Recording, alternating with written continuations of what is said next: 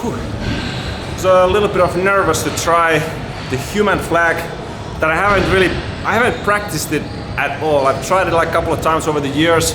Now tried it again after a while. Noticed I can still do it. Feels a little bit weird since I haven't done any type of training that would actually directly go for it. But I think it's just the overall strength training, core training, scapular training. And when you do it really well, you have a good support in your muscles from just doing training that we usually do, like the universal strength training.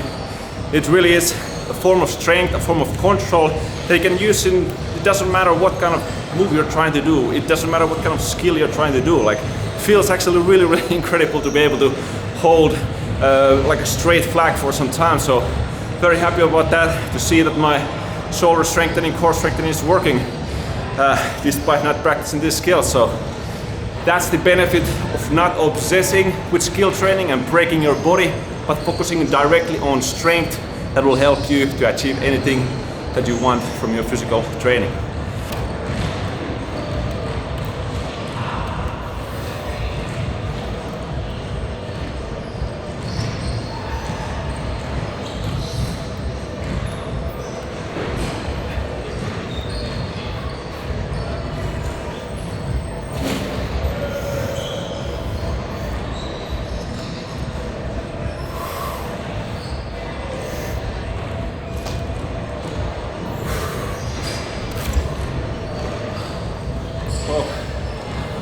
Hanging leg raise is another very like gymnastic-like drill.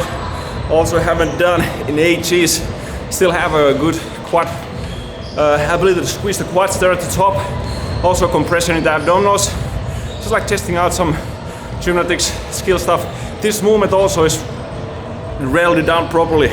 You know, you can see a lot of people do like toes to the bar, swing their upper body up. If you use like this, Swedish bars gives a really good feedback. You have a very still back, still spine. You can create momentum, raise your legs, control up. Great test to test your strength, overall compression, mobility. Whew. But nice to see that that is going pretty well nowadays too. Let's see some more.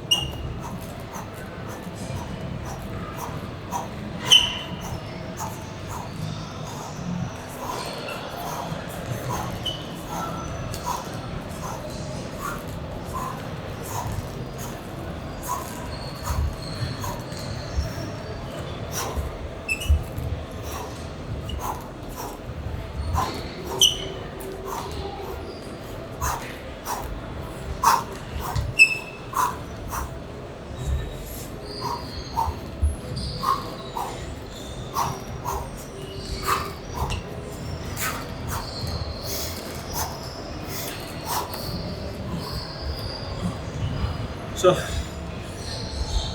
this kind of ball is really great tool actually to do sort of like dynamic explosion movements, like ballistic movement.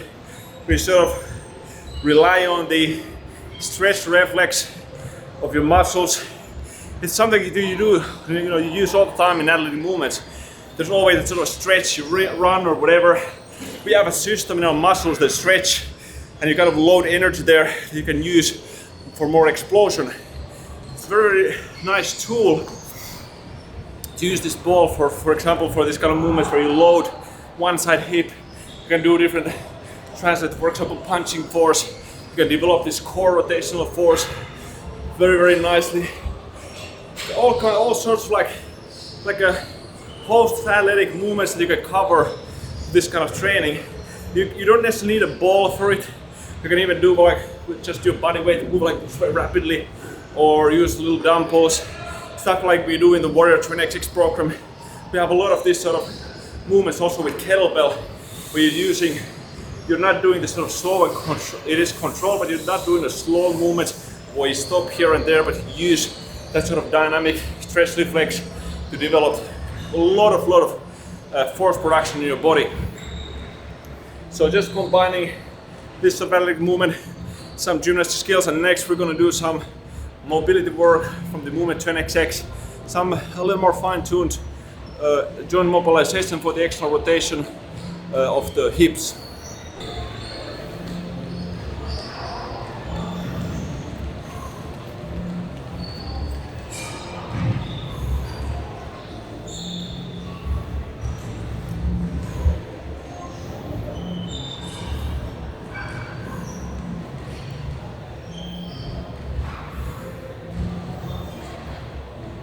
Basically, this is active tension training, holding the muscles in their shortened position.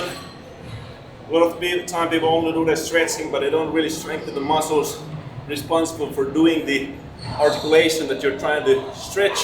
But we'll combine this, and we do also the active flexibility, so we get the maximal benefits regards to our mobility.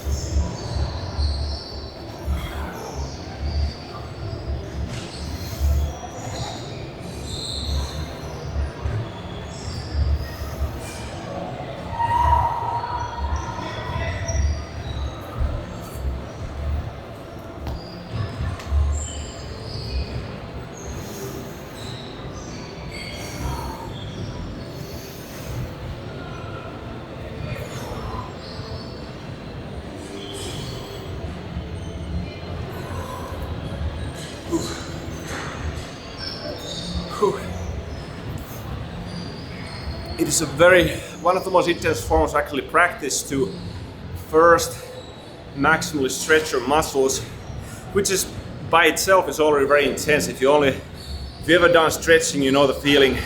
It's quite uncomfortable when you go to those maximal stretch positions. But the way to make it perhaps temporarily more intense, but over time get much easier, is to start to use the muscles while you stretch them. So the idea is we don't just passively wait for the flexibility to happen, our body to just open up. We can actively help this process of our body adapting to these sort of extreme ranges by starting to actively use our muscles. Because if you just go and jank yourself in this position, it's like almost like a trauma. You're like pushing your body, straining it, feel nasty. But once you start to actually train yourself in those positions, use those muscles that you're stretching, to learning to control, connect to those joints while you're in those stretched positions. This will create much better adaptations to your body. You're telling your body it's okay for you to stretch these muscles. This is how the active flexibility works primarily. Master the range of motion that you're trying to acquire. And there's actually movement 10xx. Well, this is the glute part, but there's also active flexibility for the hip flexor, the front of the hip, active flexibility for the adductors and the inner thighs. I think there's active flexibility even for the quadriceps, and then there's a very true active flexibility also for the hamstrings. We go through different sort of hip hinge patterns with different leg positions to cover truly all the hamstring areas. One of the mistakes people also do when they go for their hamstrings, they only think that it's like this one slap of muscle and all you need to do like bend, do this one sort of forward bend or one form of deadlift. But there's multiple positions that you can actually change the rotations of your legs, the width of the legs to really thoroughly work your hamstring flexibility and get the most open, most the strongest possible hamstrings that you can possibly achieve with this sort of combination of good morning exercises. But this pretty much probably covers my workout. I'm already like terribly sweaty, super humid air here right now.